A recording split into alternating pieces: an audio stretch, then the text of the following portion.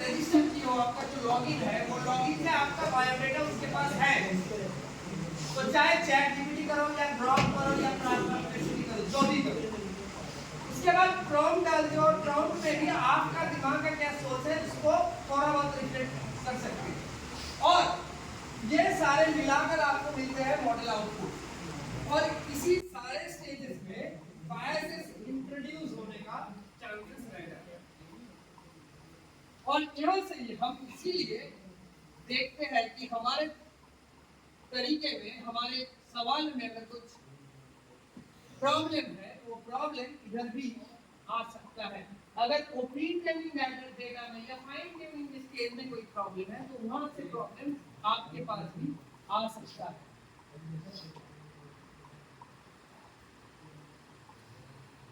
अभी यहाँ पर थोड़ा बहुत केस स्टडी है, मैं केस स्टडी में डिटेल्स में ज्यादा नहीं जाता हूँ, बस क्योंकि मैं ऑलरेडी बहुत सारे केसेस बता चुका हूँ, वो सोशल मीडिया वाला हो या उससे पहले सोसाइटल बायसेस की बात हो।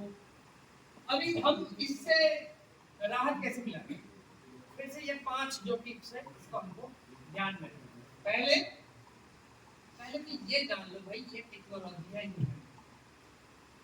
मैं कल भी बोल रहा था कि एआई को अगर तुम इंसान जैसे ट्रीट करोगे और तुमको लगेगा कि हाँ ये जो बोल रहा है ये सच बोल रहा है तो वो प्रॉब्लम है।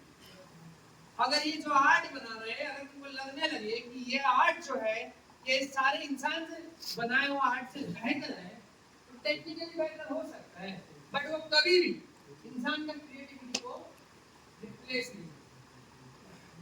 दूसरा, अपने पास जो टैलेंट है उस पर भरोसा।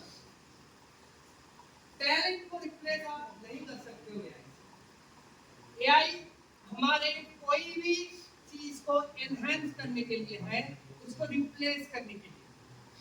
तो ये एक चेतावनी है जो आपको मैं दे रहा हूँ कि अपने अपने जो हुनर है उसको एआई के ऊपर, एआई के हवाले में मत करो।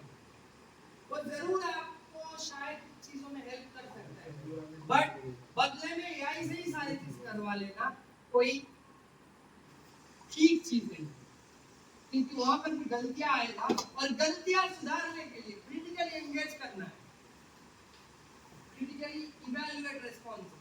कल मैं बताया था एक फ्रेमवर्क है, इसको याद है कैसे रेस्पॉन्सेस चेक करते हैं? कौन सा फ्रेमवर्क था?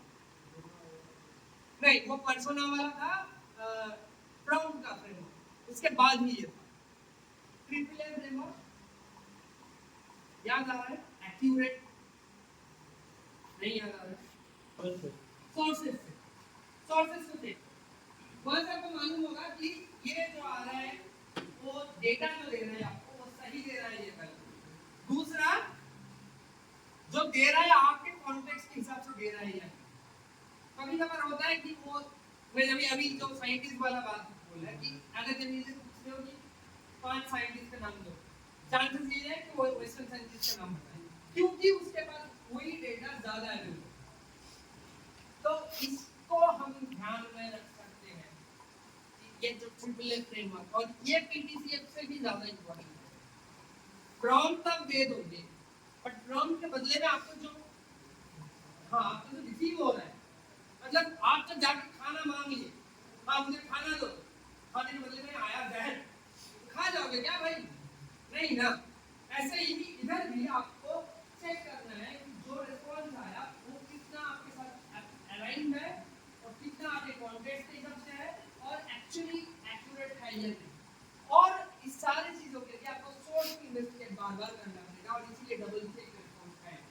और लास्ट, जैसे वहां पर जिसको का एग्जाम्पल आया कि हाँ मेरे पास आया था रिफंड के लिए, मैं वो लिंक पे क्लिक किया और चला गया मेरा पैसा, स्कैम हो गया।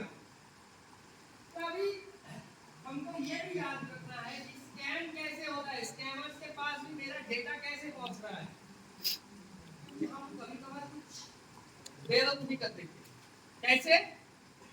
मान लीजिए मैं अभी कुछ दिन पहले एक यूनिवर्सिटी में सेशन ले रहा था, वहां पर बोले सर अगर मेरे पास आधार कार्ड हो और मैं 2 मिनट के अंदर मेरा सीवी बनाना चाहता हूँ और मैं आधार कार्ड को जेमिनी में अपलोड कर दूं तो चलेगा क्या?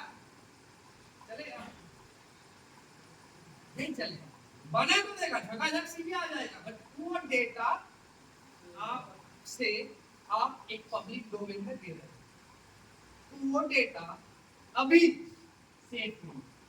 तो ऐसे ही हम अगर चाहे